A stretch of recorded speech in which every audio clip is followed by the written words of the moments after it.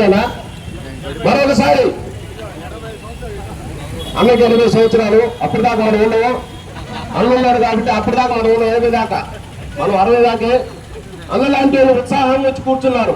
యువకులు కూడా రావాలి, మహిళలు రావాలి. ఈ రోజు సోషల్ మీడియాలో ఆంధ్రప్రదేశ్ రాష్ట్రంలో 175 నియోజకవర్గాలు జరుగుతున్నటువంటి నిరాహార దీక్షలు ఇది కేవలం వైఎస్ఆర్ పార్టీ కాదు, వైఎస్ఆర్ పార్టీకి సంబంధించిన రాజకీయ పార్టీ. నమస్కారం. ముందుగా ఈ నెల 6వ తారీఖు నుంచి ఇప్పటిదాకా జరుగుతున్న ఈ నిరసన కార్యక్రమంలో పాల్పంచుకున్న ముఖ్యంగా మా నాయకులందరికీ, అన్ని మండలాల నాయకులకు, అదేవిధంగా పట్టణ నాయకులకు, విద్యార్థులకు ఈ కార్యక్రమానికి అండదండగా ఉన్న ముఖ్యంగా మా కావలి నియోజకవర్గ నాయకులకు, ప్రజలకు, మీడియా సోదరులకు అందరికి కూడా ధన్యవాదాలు. ఈరోజు ఈ కార్యక్రమంలో ఇక్కడ చూస్తుంటే మా దండా కృష్ణ గారు రమణన్న, మా యూత్ అధ్యక్షుడు భోగాల మండలం, ఇదంతా కూడా వయసు పైబడినా కూడా ఇంకా చాలా మంది ఉన్నారు ఇక్కడ. మా ప్రభాకర్ అన్న కావచ్చు, అక్క కావచ్చు, ఇంకా అన్న యంగ్ నాకంటే తాగుతున్నారు కదా, చాలా మంది ఉన్నారు. వాళ్ళందరికీ తన ధన్యవాదాలు తెలియజేస్తున్నా. ఎందుకంటే ఈ డిఎస్సీ ఏ విధంగా మోసం చేశాడు, ఏ విధంగా నిరుద్యోగ యువతకి అన్యాయం చేశాడు, ఇవన్నీ కూడా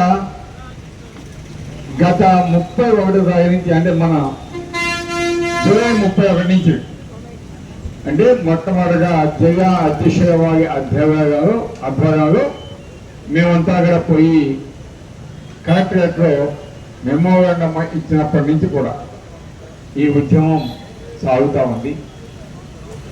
అయినా కూడా ఈ ప్రభుత్వానికి, ఈ కూటమి ప్రభుత్వానికి ఎట్టుందంటే ఒక ఆపతొడ్డు మీద ఈగ వాడినట్టు. వారికి విద్యార్థులు నష్టపోయినా పర్వాలేదు, అన్యాయం జరిగినా పర్వాలేదు, మనం మన నాయకులు మనం బాగున్నామా, మన జోబులు నిండినయా, ఇది ఒక్కటే తప్ప అన్యాయం జరిగింది, దాన్ని ఏ విధంగా న్యాయం చేయాలి, లేదా ఈ డిఎస్సిని క్యాన్సిల్ చేసి మళ్ళా ఎగ్జామ్స్ పెట్టాలి, లేదా మన నిజాయితీ నిరూపించుకోవాలంటే సిబిఐ ఎంక్వైరీ అడుగుతున్నారు కదా, అదన్నా వేయించుకోవాలి అని ఏమాత్రం కూడా. మా విజయరావు మా వైకుంఠపురంలో గతంలో వాలంటీర్గా పనిచేశాడు. కష్టపడి పేదవాళ్ళకి ఎంతో మందికి మేలు చేశాడు, ఎంతో మందికి పెన్షన్ తెప్పించాడు, అమ్మఒడి ఇప్పించాడు, ఆశ్రయ ఇప్పించాడు, చేయి తెప్పించాడు. ఏ పని ఉన్నా ఒక ఫోన్ కొడితే యాక్టివ్గా, ఎందుకంటే జగన్మోహన్ రెడ్డి గారు ఇచ్చేది గౌరవేతనం 5,000, కానీ అతను చేసే పని 5,000 కాదు కూడా 50,000 ఇచ్చినా కూడా సరిపోదు. అంత మంచి పని పేదవాళ్ళకి చేసిన వాలంటీర్, చాలా మంది వాలంటీర్ చేశాడు. ఎందుకో మొత్తానికి లాస్ట్లో చంద్రబాబు నాయుడు గారు బుక్లో పడిపోయారు, కొంతమంది మోసపోయారు. విజయ్ గారు చెప్పినట్టు ఎప్పుడు కూడా మంచి చేసినా కానీ కొన్నిసార్లు మర్చిపోయినా ఆ రుణం అనేది మళ్ళీ ఒక టైం వస్తుంది. ఆ టైం వచ్చినప్పుడు పెద్దలు, మాజీ శాసనసభ్యులు కావడి నియోజకవర్గ ఇన్ఛార్జి రామిరెడ్డి ప్రతాప్ కుమార్ రెడ్డి గారికి, అలాగే అల్లూరు మండల అధ్యక్షులు దండా కృష్ణారెడ్డి గారికి, బీదా రమేష్ యాదవ్ గారికి, అలాగే నగరంలో ఉన్నటువంటి కౌన్సిలర్లకు, బోగూరు మండలంలో వచ్చేటువంటి నాయకులందరికీ పేరు పేరున హృదయపూర్వక నమస్కారాలు. అందరికీ తెలుసు, ఈ కుటుంబ ప్రభుత్వం ఏర్పడినప్పటి నుంచి కూడా 2 ఏళ్ల 3 మాసంలో అనేక సంక్షేమ కార్యక్రమాలు, సూపర్ 6 అనే పథకాలతో ముందుకొచ్చి మెగా డిఎస్సి ఇస్తా అని చెప్పి కూడా ఎన్నికల ముందే మేనిఫెస్టోలో వాళ్ళు హామీ ఇవ్వడం జరిగింది. అదేదో డిఎస్సి ఇస్తే స్పోర్ట్స్ కోటా అని ఒక కోటా పెట్టి నారా లోకేష్ గారు ఇష్టారాజ్యంగా వ్యవహరించి సరైన పద్ధతి లేకుండా స్పోర్ట్స్ కోటాతో పేకాట ఆడే వాళ్ళకు కూడా ఉద్యోగాలు ఇస్తానని జీవో ఇచ్చినటువంటి గొప్ప ప్రభుత్వం ఇది. ఈ దేశంలో ఏదైనా ఉంది అంటే ఈ కూటమి ప్రభుత్వం అని చెప్పి ఈ సందర్భంగా తెలియజేస్తున్నాం. ఈ స్పోర్ట్స్ కోటాలో అనర్హులు మా ప్రతాప్ కుమార్ రెడ్డి గారిని నేను తెలియజేస్తున్నాను.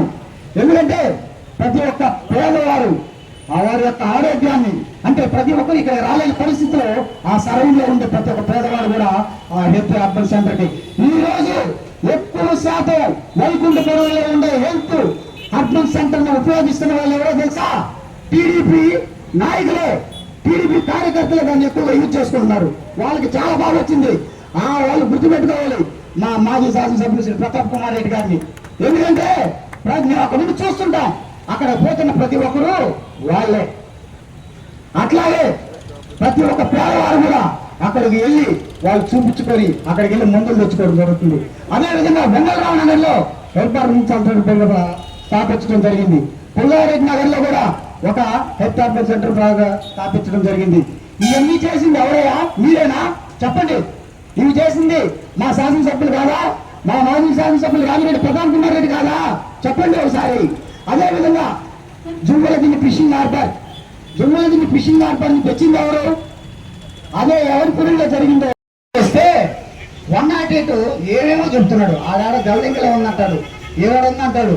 నేను చెప్పాను 108 త్వరగా వచ్చి ఇతను తీసుకోపోవడానికి ఇది జగనన్న గవర్నమెంట్ కాదయ్యా, ఈ గవర్నమెంట్ వేరు కాబట్టి ఆటోలో తీసుకెళ్తే సేఫ్ అవుతాడు, 108 నమ్ముకుంటే పైకి పోతాడని చెప్పాను. ఎందుకంటే ఈ రోజు ఆ 108 ఇక్కడికి రాలేని పరిస్థితి.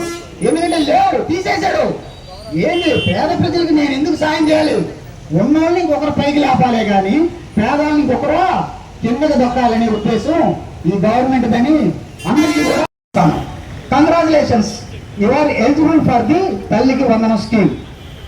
Sanction amount 13,000. థ్యాంక్ యూ, బాగుంది. దాని కింద ఉందండి. దీంట్లో ఏంటో తెలుసా? స్టేట్ షేరు 5,200 అంట, సెంట్రల్ షేరు 7,800. ఇదేంటో నాకు అర్థం కాదు. స్టేట్ ఏమో 5,200 ఇచ్చింది, సెంట్రల్ 7,800 ఇస్తుందంట. కావాలంటే అందరూ చూసుకోవచ్చు. కాదు, ఇది పరిస్థితి. ఇది పరిస్థితి అంటే సెంట్రల్ గవర్నమెంట్ ముందుకు రావాలా మిగతా డబ్బులు ఇవ్వాలంటే.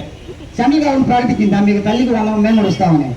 ఈ కదా కావాలంటే నా పాస్బుక్లు తెచ్చిస్తాను, బ్యాంక్ వెళ్ళి చెక్ చేసుకోవచ్చు. నేనేమన్నా అబద్ధం చెప్తున్నానంటే. ఎందుకంటే కొట్టాం, భూమి పూజకి కర్పూర ఇచ్చాము, భూమి పూజకి టపాసులు పెంచాము. ఈ మీరు పెట్టేది అంతేగాని వాటికి కౌంటర్ వేయండి. మీరు మేము చేయలేదని మీరు నిరూపించండి. మా శాసనసభ్యులు చేయలేదని మీరు నిరూపించగలరా?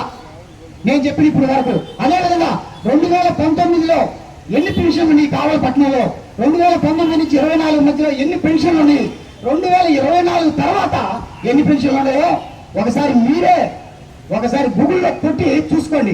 2019 నుంచి 2024 మధ్యలో మా శాసనసభ్యులు శ్రీ రామిరెడ్డి ప్రతాప్ కుమార్ రెడ్డి గారు ఎమ్మెల్యేగా ఉన్నప్పుడు ఎన్ని పెన్షన్లు కావాలి నియోజకవర్గానికి శాంక్షన్ అయినాయో మీరు చూడొచ్చు. అప్పటి నుంచి మీ గవర్నమెంట్ అన్నం ప్యాకెట్లు ఇవ్వడం జరిగింది. ఈ కరోనా కష్టకాలంలో ఎమ్మెల్యే గారు అప్పుడు మా ప్రతాప్ కుమార్ రెడ్డి గారు ఎంత సేవ చేశారో మీకు తెలియదా? మీరు చూసుంటారు. అంతటి కరోనా కాలంలో కూడా అన్ని పథకాలను విడుదల చేసి అంత సంక్షేమ అభివృద్ధిని అందించిన ఘనత ఏదైనా ఉందంటే ఒక వైఎస్ఆర్సీపీ ప్రభుత్వాన్ని మాత్రమే అని చెప్పి తెలియజేసుకున్నారు. అదేవిధంగా వ్యక్తిగతంగా కూడా మెసేజ్లు పెడతారు, వ్యక్తిగతంగా కూడా చూపిస్తున్నారు. వ్యక్తిగతంగా మేము 15 సంవత్సరాల్లో ఆయన దగ్గర నుండి మేము చూస్తున్నాము. చెయ్యేసి పలకరించే అభిమానం ఎవరిదో, చెయ్యి చేసి చదివేసే అభిమానం ఎవరిదో మీరే అర్థం చేసుకోండి. చెయ్యేసి పలకరించే అభిమానం ఎవరి దగ్గర ఉందో మీరే గమనించాలి. దగ్గరకు వస్తే చెయ్యాల భయం పడద్దని చెప్పి భయపడే ఆ భయం ఊరుకుందో మీకే తెలుసు. ఇది కావలి పెట్టిన ప్రజలందరికీ కూడా తెలుసు. కాబట్టి ఇక నుంచి అయినా నిజానిజాల్ని సోషల్ మీడియాలో పోస్ట్ చేద్దాం. మీరు చేయండి, మేము కౌంటర్ ఇస్తాం. నిజానిజాల్ని సోషల్ మీడియాలో పోస్ట్ చేస్తున్నాం. అంతేగాని ఏమి చేయలేక ఏమి చేసుకుంటున్నాం. ఈరోజు డిఎస్సి మూలన ఈరోజు ఎంతమంది నష్టపోయారు అన్న దానికి మన బిడ్డల నిదర్శనం. ఈరోజు మన బిడ్డలు రోడ్డును పడ్డారు. నారా లోకేష్ చేసిన విధానానికి ఆయన నియోజకవర్గం పేరు చదవనే సరిగా రాదు. అలాంటి అతనికి విద్యాశాఖ ఇచ్చినందుకు మనం సిగ్గుపడాలి. ఎందుకంటే అతనికి తోలే మందం అనుకున్నాం, మైండ్ కూడా మందమే అతనికి. అట్లాంటి నాయకుడికి ఐటీ శాఖ ఇచ్చి విద్యాశాఖ ఇచ్చి ఈరోజు మన బిడ్డలను రోడ్డును పడేశాడు అని అంటే మనం చాలా సిగ్గుపడాలి. పక్క రాష్ట్రాల వాళ్ళు కూడా ఈరోజు విద్యాశాఖ గురించి మాట్లాడుకుంటున్నారు.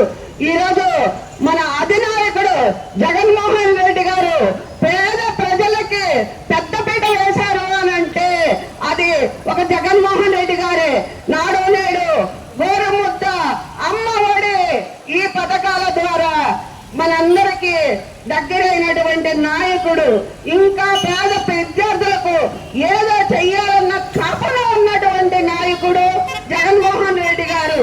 అలాగే ఈరోజు విద్యాశాఖ గురించి మాట్లాడుకున్నామంటే అతని కొడుక్కి కూడా నారా దేశ ఈరోజు జపాన్ లో చదివిస్తున్నాడు. ఈరోజు మన హైదరాబాద్ లో కాకోకుండా జపాన్ చదువు చదివిస్తున్నాడు నారా లోకేష్. వాళ్ళు రేపు ఇతర